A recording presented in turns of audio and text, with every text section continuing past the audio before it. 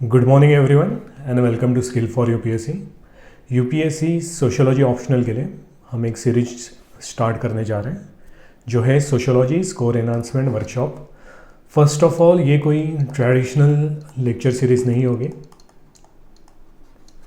या फिर कोई क्रैश कोर्स भी नहीं होगा, जो इन शॉर्ट कॉम्पैक्ट फॉर्म ही है आपके ट्रेडिशनल लेक्चर सीरीज़ का।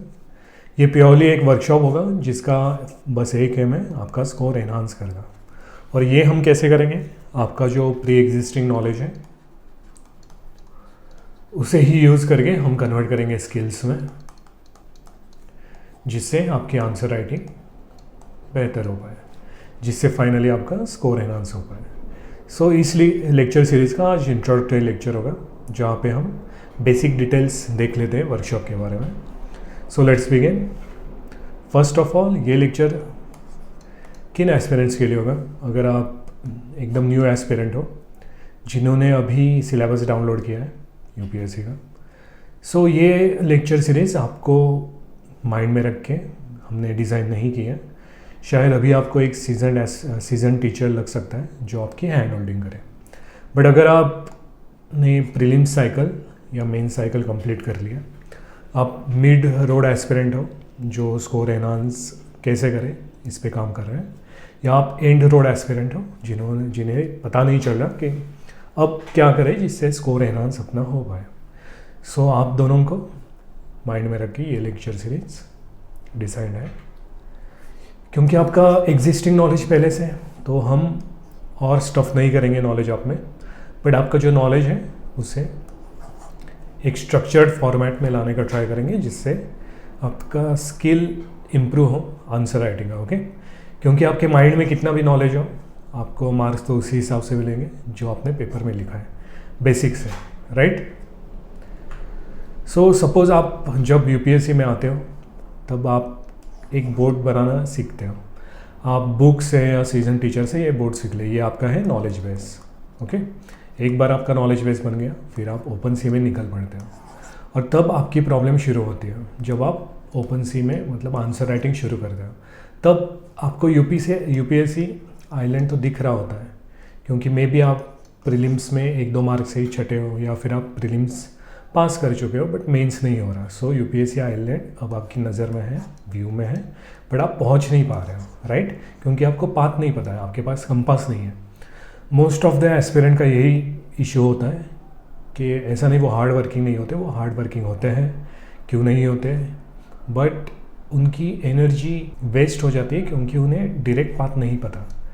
तो हम यही ट्राई करेंगे कि आपको एक डायरेक्ट पाथ मिल जाए जिससे आप जल्दी आपका टारगेट अचीव कर पाओ। बट इसका मतलब ये बिल्कुल नहीं कि ये सीरीज़ आपकी आसान होने वाली है, ये सीरीज़ भी टफ होने वाली है। बट हमारा जो कंबाइंड एक्सपीरियंस है, हम बेसिकली एनआईटी स्टूडेंट्स हैं, सेम कॉलेज से, हम टोटल 4 लोग हैं, अलग अलग ऑप्शनल से। हमने हमारे ऑप्शनल्स कंबाइन करके एक कॉमन स्ट्रेटजी निकाली है जो यूपीएससी में काम करती है, और उसी स्ट्रेटजी के साथ हम फर्स्ट लेके आए हैं ये सोशियोलॉजी ऑप्शनल के साथ। ओके, सो ये जो स्मार्ट वर्क है आंसर राइटिंग का वो हमने हमारी एंड से कर दिया है। अब हार्ड वर्क ही बचा जो आपको खुद से करना पड़ेगा। ओके, सो जब हम ओपन सी में निकलते हैं तब हमारे में इशू क्या आते हैं? एक तो पेपर कंप्लीशन, 3.5 मिनट्स आपको मिल रहा है पेज कंप्लीट करने में। ओके, अगर आपने 14-15 क्वेश्चन में कर भी लिया, बट जो 5-6 क्वेश्चन आपके लास्ट में आप लिख रहे हो उसमें कंक्लूजन छूट गया कभी या कभी इंट्रो छूट गया, उसमें आपके मार्क्स कम हो जाते हैं। ओके, सेकंड क्वेश्चन डिमांड, यही जो लास्ट के 5-6 क्वेश्चन है जो भी आ रहा है वो आपने लिख दिया, उसके वजह से क्वेश्चन डिमांड मैच नहीं होती तो आपके मार्क्स डाउन हो जाते हैं। सेकंड सब्जेक्ट लैंग्वेज, ये सबका कॉमन इशू है। स्पेसिफिकली पेपर 2 में अगर कोई फॉर एग्जांपल आपको सती पे क्वेश्चन पूछ लिया, सती मूवमेंट पे, तो आप इसका आंसर हिस्टोरिकल बेसिस पे लिख के आ जाओगे। ओके, मार्क्स नहीं मिलेंगे तो पेपर 2 में ये इशू है कि सोशियोलॉजी में मार्क्स कम हो जाते हैं। 2024 में ये हमने देखा, 25 में देखा, और ये इंक्रीज़ ही होते जा रहा है, मे बी 26 में और ज़्यादा इंक्रीज़ करें। और 4th पॉइंट है पॉइंट जनरेशन। आप को 1-2 पॉइंट को ज़्यादा डीप एनालिसिस करने से अच्छा होगा आप 1 to 7 या 8 पॉइंट्स को ज़्यादा इलेबोरेट, मतलब ज़्यादा वाइड स्पेक्ट्रम में आप इसे एक्सप्लेन करें। बट हर एक क्वेश्चन में 8 पॉइंट्स आएंगे कहाँ से, वो भी thinker, language, question demand and paper completion सब मिला के। ओके, सो हम इसी पे काम करने वाले हैं। सो हमारा जो एंटायर गोल है वो ओनली वन गोल है, आपका सोशियोलॉजिकल नॉलेज बढ़ाना नहीं, बट आपके सोशियोलॉजी के मार्क्स बढ़ाना, वो भी कंसिस्टेंटली हर एक क्वेश्चन में। ओके, और ये कोई हेवी थ्योरी से नहीं, नॉलेज स्टफिंग यहाँ बिल्कुल नहीं होगा। जो भी होगा वो exam strategy and writing technique के साथ। ओके, सो हमारा जो टीचिंग रेशियो होने वाला है पूरे वर्कशॉप का, हमने जैसे कहा ये वर्कशॉप है तो ऑब्वियसली हमारा थ्योरी पार्ट कम होगा, 25 से 30% ही ले लीजिए, और बाकी जो पीवाई का एप्लीकेशन होगा वो अराउंड रिमेनिंग 70% टू 75% हमारा पीवाई का एप्लीकेशन होगा। हमने कहा कि हम नॉलेज से आपको स्टफ़ तो नहीं करेंगे, बट यहाँ पे मैं दिखा रहा हूँ कि हम थ्योरी भी पढ़ने वाले हैं। सो ये नॉर्मल थ्योरी नहीं है, ये है हमारा 10 पॉइंट फ्रेमवर्क। ओके, जो आपको कहीं नहीं मिलेगा क्योंकि ये हमारे कंबाइंड माइंड से बना हुआ है। ये 10 पॉइंट फ्रेमवर्क हम थ्योरी में पढ़ेंगे और इसी फ्रेमवर्क को हम यूज़ करेंगे हमारे पीवाईक्यू एप्लीकेशन में। सो अगर हम डायरेक्टली पीवाईक्यू पे गए तो आप अप्रिशिएट नहीं कर पाओगे कि हम स्ट्रक्चर कैसे बना रहे हैं। आपको लगेगा ये तो बहुत टफ है, ऐसे पॉइंट जनरेट कैसे होंगे। ऐसे पॉइंट जनरेट होंगे जब आपका कमांड होगा इस 10 पॉइंट फ्रेमवर्क में, जो हम 25 से 30% टाइम लेंगे आपको विजुअलाइज करवाने में। ओके, ऐसा नहीं कि इसमें भी आपकी हेवी थ्योरी होगी, इसमें हम थ्योरी लेक्चर में ट्राई करेंगे ग्रुप पीपीटी आपको विजुअलाइज करवा दे ये फ्रेमवर्क। एक बार विजुअलाइज हो गया फिर हम बोरिंग काम शुरू करेंगे पीवाईक्यू का, और ये बोरिंग काम ऐसा होगा जो आपका फ्रेमवर्क डालने से आपको बार बार वो बोरिंग काम करने का मन करने लगेगा। ओके, सो ये एम है हमारे पूरे, मतलब ऐसे डिवाइड करने का लेक्चर्स को। ठीक है, सो हम इतना जो बोल रहे हैं कि आपके हम मार्क्स बढ़ा देंगे, आपके नॉलेज को स्किल में इम्प्रूव करवा देंगे, हमारे पास एक मैजिकल फ्रेमवर्क है, बट ये सब हुआ कैसे? तो जब हम जनरली प्रिपरेशन शुरू करते हैं तो हमने भी ऑर्डिनरी एस्पिरेंट जैसे सिलेबस कंप्लीट किया और सिलेबस के बाद पीवाईक्यू पे आ गए। ओके, तो जब हम पीवाईक्यू करने लग गए तब हमें कुछ बातें पता चली, वो बातें पहले देख लेते हैं। पहले तो हम ऐसे ही सब्जेक्ट वाइज गए, 1-1 टॉपिक कंप्लीट करते गए और उसके बाद पीवाईक्यू पे आए। ओके, ये टॉपिक्स हमने क्लासरूम में पढ़े। सोशियोलॉजी वैसे तो आसान सब्जेक्ट है तो क्लासरूम में हम आराम से समझ पाते हैं, ऐसा नहीं होता कि कुछ डाउट रहता है। बट हम जब घर में आते हैं और पीवाईक्यू सॉल्व करने लगते हैं तब हमें लगता है कि अरे हमने जो क्लासरूम में पढ़ा था वो तो डिमांड मैच नहीं करा क्वेश्चन की, क्वेश्चन में तो थोड़ा कुछ और ही पूछा है, ट्विस्टेड है। तो उसके वजह से हमें आंसर राइटिंग में इश्यूज घर में शुरू हो जाते हैं और वहाँ पे हमें हेल्प करने के लिए कोई है नहीं, राइट? तो इसलिए हम ये जो अप्रोच है टॉपिक वाइज पढ़ने का वो पूरी तरीके से निगलेक्ट कर देंगे। फर्स्ट पॉइंट ये। ओके, जब हम ये सिलेबस का पॉइंट निगेट कर देते हैं तब, और जब पीवाईक्यू से हम पढ़ना शुरू करते हैं तब एक फर्स्ट थिंग होती है, हमें टॉपिक कवरेज का ज़्यादा अच्छे से इंसाइट मिलता है। फॉर एग्जांपल जब हम सोशल मूवमेंट ये टॉपिक पढ़ेंगे तब हमें पता चलेगा कि सोशल मूवमेंट तो बहुत स्केटर्ड टॉपिक है, ये तो पूरे पेपर में बिखरा पड़ा है। कहाँ कहाँ? पेपर 1 में टॉपिक 7D, पेपर 2 में topic 2C and topic 5 entirely. Okay, ये तीनों जगह पे सोशल मूवमेंट फैला हुआ है। ये हमें कैसे पता चला? जब हमने पीवाईक्यू 1 by 1 टॉपिक एनालाइज कर रहे थे तब ये इन सब टॉपिक्स में एक कंटिन्यूटी दिखी पीवाईक्यूज़ में कि एक जैसे ही पीवाईक्यू है, ज़्यादा कुछ डिफरेंस है नहीं, तो क्यों नहीं हम इनको एक जैसा ही पढ़ें, एक साथ ही पढ़ें, जिससे आपके पास एक बकेट तैयार हो जाएगी सोशल मूवमेंट की। अब कहीं से भी क्वेश्चन आ जाए, ऑप्शनल का या इनफैक्ट जीएस का भी, ऐसे का भी, या फिर एथिक्स का भी, आपके पास एक कंसोलिडेटेड नोट्स होगी जहाँ से आप उठा के कहीं पे भी पुट कर दोगे जहाँ पे आया। सो ये एक फ़ायदा हो गया कि हमारा काम बहुत इफ़िशिएंट हो जाएगा और फास्ट हो जाएगा, आपके पास कंसोलिडेटेड हो जाएगा, तो आसानी रहती है, ठीक है।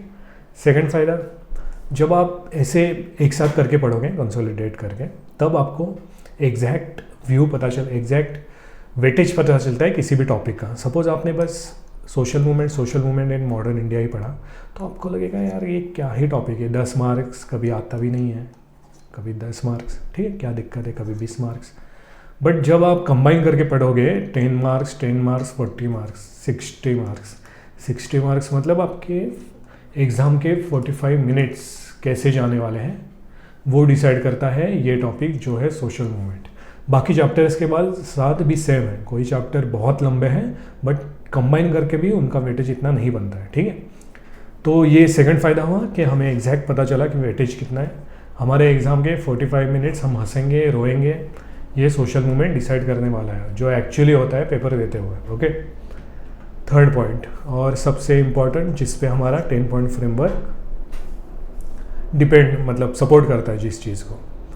फॉर एग्जांपल से समझते हैं, सपोज हम सोशल मूवमेंट पढ़ रहे हैं, हमने सोशल मूवमेंट की थ्योरी पढ़ ली क्लास में, घर में आए और हम PYQ देखने लग गए। फर्स्ट PYQ दलित मूवमेंट, दलित पॉलिटिक्स। तो हमें क्या लगेगा, अरे दलित मूवमेंट तो बहुत इंपॉर्टेंट टॉपिक है, चलो इसका एक 1 पेजर बनाते हैं। हमने 1 पेजर बना लिया, हम एग्ज़ाम देने गए और एग्ज़ाम में थोड़ा भी ट्विस्टेड क्वेश्चन पूछ लिया तो हम क्या करने लग जाते हैं, जो भी इंफॉर्मेशन है उसे पेपर में डालने लग जाते हैं, वहीं पे मैनेज करके, वहीं पे मतलब मैनिपुलेट करके। उसके वजह से आपका आंसर डिस्क्रिप्टिव हो जाता है, एनालिटिक नहीं रहता, ओके, जिसके वजह से आपके मार्क्स कम हो जाते हैं। ये हो गया फर्स्ट इशू। सेकंड इशू दलित का तो आपने बना लिया, अब अगली बार दलित पे क्वेश्चन ही नहीं आया। अब ठीक है, हम ये मान लिए कि UPSC का सिलेबस बहुत बड़ा है, आपने जो पढ़ा है कहीं ना कहीं तो यूज़ हो ही जाएगा, ठीक है, बट डायरेक्ट यूज़ तो नहीं हुआ। जो आपका एम था, आपका एम तो यही था कि जो मैं नोट्स बना रहा हूँ वो छाप के आ जाऊँगा पेपर में, बट क्वेश्चन ही नहीं है, अब क्या करोगे। और ऐसा बस एक पॉइंट के लिए हुआ, सपोज आपने एनवायरनमेंट के लिए भी बना लिया, फेमिनिस्ट के लिए बना लिया या अलग टॉपिक में बना लिया, तो ये 2 इशू आएंगे। फर्स्ट, जो आपके नोट्स में है वो एग्ज़ाम में नहीं पूछा या पूछा ही नहीं, राइट। सो अभी तक हमने प्रॉब्लम्स तो गिना दी है, बट इसका फिर सॉल्यूशन क्या है, ओके। या फिर एक और इशू है यहाँ पे, अगर जेन ज़ी मूवमेंट पे क्वेश्चन पूछ लिया तो क्या करेंगे। सोशियोलॉजी में हम जनरली न्यूज़पेपर नहीं पढ़ते हैं ज़्यादा, मतलब सोशियोलॉजी के पर्सपेक्टिव में हम न्यूज़पेपर या वहाँ से नोट्स नहीं बनाते, राइट। बट अगर ऐसा कोई न्यू टॉपिक आ गया आपके सामने, या अभी जो मणिपुर प्रोटेस्ट हो रहा है, लद्दाख में जो 6 शेड्यूल के लिए जो हो रहा है वो आ गया, फिर क्या करोगे, उसके तो अपने पास नोट्स ही नहीं है, ठीक है। सो हमने 3 इश्यू तो आपको गिना दिए, बट आपको अभी तक सोल्यूशन नहीं बताया। सो इसका सोल्यूशन है हमारे पास PYQ में, कैसे अच्छे से समझिए, ठीक है। हमने ये सब PYQ खुद से कर लिया, ओके। और जब हम PYQ कर रहे थे तभी दिमाग की बत्ती जली और हमें पता चला कि UPSC तीनों चैप्टर में हमें एक ही थीम पे क्वेश्चन पूछे जा रहा है, ठीक। थीम हिडन है इसलिए हमें दिख नहीं रही है, वो ही थीम है। आपको कोई भी सोशल मूवमेंट दे देगा, आप सोशोलॉजिस्ट है, बैठे हुए हो, और आपको बताएगा कि सोशोलॉजी के पर्सपेक्टिव में ये मूवमेंट को ऑब्जर्व करो, ओके। अगर हर एक क्वेश्चन की थीम सेम है कि आपको मूवमेंट दिया हुआ है और ऑब्जर्वेशन पूछा हुआ है, तो हम अलग अलग, जैसे दलित के या फिर एनवायरनमेंट के अलग अलग चार्ट क्यों बनाएं। हम यही सीखते हैं ना कि ऑब्जर्व कैसे करें किसी भी सोशल मूवमेंट को। और अगर हमने ये सीख दिया तो कोई भी N+1 मूवमेंट आ जाए, N मतलब PYQ से कोई भी मूवमेंट आ जाए या फ्यूचर से कोई भी मूवमेंट आ जाए, हमें पता है कि कोई भी सोशोलॉजिस्ट ये मूवमेंट ऑब्जर्व कैसे करता है, बस हमारा काम हो गया, हम वही ऑब्जर्वेशन करके आ जाएंगे, राइट। No, wrong. क्यों? क्योंकि आपके पास मिल रहे हैं 7 मिनट्स एंड 15 मिनट्स। अगर आप साइंस बैकग्राउंड से हो, जो जनरली होते हैं लोग, या फिर इवन आप सोशोलॉजी में MSc किए हो, राइट, बट 7 मिनट्स में सोशोलॉजी का ऑब्जर्वेशन लाना जिससे आपका एक मल्टी डायमेंशनल हो और एक UPSC के लिए, मतलब आप जो एग्जीक्यूटिव बनने जा रहे हो उसके अनुसार आपके ये पॉइंट्स आ जाए, ऑब्जर्वेशन आ जाए, वो मुश्किल है। इसलिए हम एक स्टेप आगे गए और आपके लिए हमने ऑब्जर्वेशन बना दिया। Problem solve. ऐसा नहीं ये ऑब्जर्वेशन हम हर जगह यूज़ करेंगे एक्चुअली, ठीक है, ये बाद में समझते हैं। सोशल मूवमेंट के टॉपिक के लिए ऑब्जर्वेशन बना हुआ है। यहाँ पे आपके 9 पॉइंट्स हैं प्लस एक कंक्लूजन, ओके, जो होगा सोशोलॉजी के वोकैब को फुलफिल करे, ऐसा आपका कंक्लूजन। सो कोई भी सोशोलॉजिस्ट है, वो किसी भी मूवमेंट को ऑब्जर्व करता है तब वो इन 9 पॉइंट्स फ्रेमवर्क में ऑब्जर्व करता है, ओके। पहले वो देखेगा कलेक्टिव एक्शन कैसे है वहाँ से ऑर्गेनाइज एफर्ट्स कैसे आए, ठीक है। यहाँ ये हम 1 by 1 थ्योरी में सीखेंगे, अभी ज़्यादा नहीं बताता आपको, ओके। सो आपका ऑब्जर्वेशन आपको मिल गया। सो आपके यूपीएससी में मतलब कोई भी क्वेश्चन आए हमारे सोशोलॉजी में, सो हम उसे सॉल्व कर पाएंगे हमारे 10 पॉइंट फ्रेमवर्क से, फिर वो कोई भी क्वेश्चन आ जाए, ठीक है, यहाँ से, ठीक। सो ये जो 10 पॉइंट फ्रेमवर्क है वो हमने सिलेबस से नहीं, वो PYQ से हमने 10 पॉइंट फ्रेमवर्क जनरेट किया है और इन्हीं 10 पॉइंट फ्रेमवर्क को हम फिर से PYQ में लगा रहे हैं। सो आप देख रहे हो यहाँ पे हमने एक आइसोलेटेड सिस्टम बना दिया है। सो आपकी डिमांड मिसमैच होने का यहाँ पे कोई सवाल नहीं है, क्योंकि ये फ्रेमवर्क PYQ से ही आया हुआ है।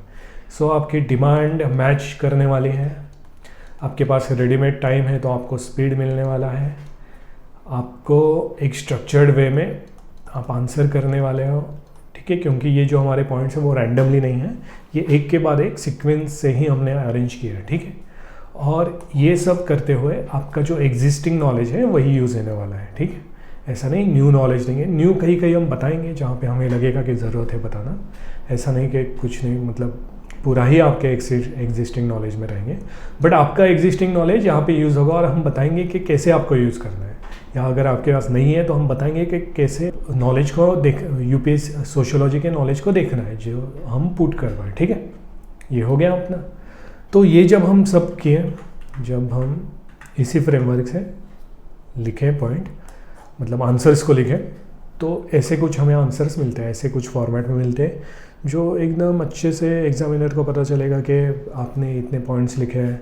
यहाँ पे आपके थिंकर्स हैं, थिंकर के साथ उनकी थ्योरीज हैं, एक अच्छा सा हमारा कंक्लूजन रेडी है जो सब क्वेश्चन में यही लगने वाला है, कोई आपको यहाँ वहाँ देखने की ज़रूरत नहीं है, ठीक है। दोनों पेपर मिला के आपको, मतलब पेपर 1 और पेपर 2 दोनों मिला के जो भी क्वेश्चन आएंगे वो आप इसी फॉर्मेट में लिखोगे, ठीक, कोई इशू नहीं होगा। ये हमने बनाया था फार्मर्स मूवमेंट पे। जब हम ये बना रहे थे फ्रेमवर्क तब बहुत सारे चेंजेस आए, मतलब पॉइंट्स को कैसे अरेंज करना है या कैसे नहीं, और हर बार हम वैलिडेट करते गए। तो ये कोई 1-2 साल का काम नहीं था या एक आदमी का काम नहीं था, ये mathematics optional, sociological optional, history optional and anthro optional, ये चारों के कंबाइन वर्क से बना हुआ एक फ्रेमवर्क निकला। जो हमने देखा था अभी उसका एक वैलिडेशन देता हूँ। क्वेश्चन में 6 marks out of 10, 6.5 out of 10, या फिर यही दूसरे अगर क्लास से गया तो 5.5 मार्क्स। सो कंसिस्टेंट मार्क है, उसमें कुछ डाउट है नहीं ज़्यादा, ठीक है। सो और एक फ्रेमवर्क हमने जो किया पेट्रियार्कल डिस्क्रिमिनेशन, ये सोशल मूवमेंट का नहीं है, ये थोड़ा अलग फ्रेमवर्क है। इसमें भी बट से 10 पॉइंट्स हमने बना के रखे थे, ऑब्जर्वेशन नहीं, ये कुछ और है, बताऊंगा मैं बाद में, ठीक है।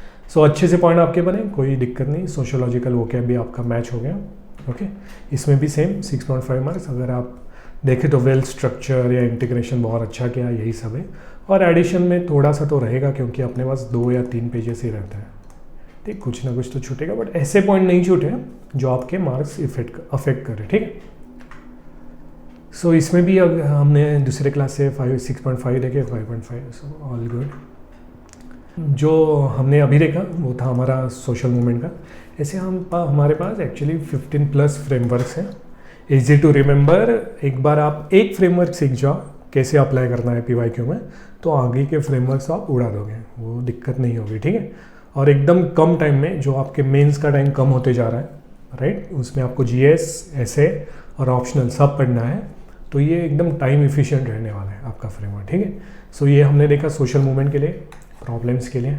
एक और फ्रेमवर्क है किसी चैप्टर्स के लिए, उसमें प्रॉब्लम ओरिएंटेड पूछता है, एक में अलग अलग थिंकर का पर्सपेक्टिव पूछेगा, ठीक। तो अलग अलग फ्रेमवर्क है, 1 by 1 हम सीखते जाएंगे, ठीक। इससे हमें फ़ायदा क्या होने वाला है, पहले हम देखें, हम सिलेबस वाइज नहीं PYQ वाइज जाने वाले हैं। क्यों? क्योंकि पेपर 1 हम पढ़ते हैं 2-3 मंथ्स लगा के, उसके बाद हम पेपर 2 शुरू करते हैं, उसमें भी अब सपोज 2 मंथ्स गए। तो यहाँ पे जब हम स्टेटस ग्रुप में ट्राइबल पढ़ते हैं और पेपर 2 में ट्राइबल मूवमेंट पढ़ते हैं, राइट, उसमें अराउंड 2 मंथ्स का गैप हो जाता है हमारा। और टीचर्स क्या बोलते हैं कि ट्राइबल मूवमेंट के टाइम अब सही टाइम है, अब जाओ और रिवाइज़ करो, ठीक है। बट ऐसा क्यों करें हम बाद में रिवाइज़, अगर एक साथ है तो एक साथ पढ़ा, राइट। या बहुत बार क्या होता है, हम पीछे जाते ही नहीं हैं, हम आगे जाते हैं, क्योंकि टाइम कहाँ है पढ़ने का, तो ये छूट जाता है, तो पेपर 2 की हमारी लैंग्वेज ख़राब हो जाते हैं। इसीलिए हम पेपर 1 एंड पेपर 2 एक साथ पढ़ने वाले हैं। पेपर 1 की जो थेरीज़ हैं उसे हम अप्लाई कैसे करेंगे पेपर 2 में, और पेपर 2 के जो एप्लीकेशंस हैं उससे हमारी थेरीज़ को कैसे सपोर्ट करें, हम ये सब एक साथ पढ़ेंगे। क्यों, कैसे, ऐसे, ठीक है। सब एक साथ मिला के आपकी एक बकेट फॉर्म करना, यही हमारा एम होगा। Okay, so enough for introductory lecture. Next lecture से हम डायरेक्टली शुरू कर लेंगे। जो फर्स्ट टॉपिक हमारा रहेगा सोशल मूवमेंट, ठीक। सो मिलते हैं नेक्स्ट लेक्चर में। Thank you.